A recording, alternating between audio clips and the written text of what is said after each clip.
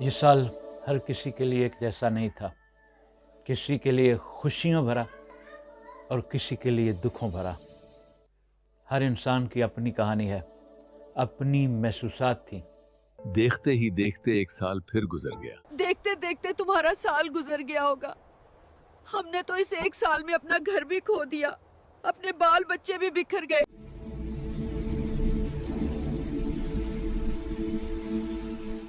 کچھ نے اپنی خوشیاں بچائیں، کچھ نے سب کچھ کھو دیا، گھر، یادیں، خواب اور کبھی کبھی اپنے پیارے بھی۔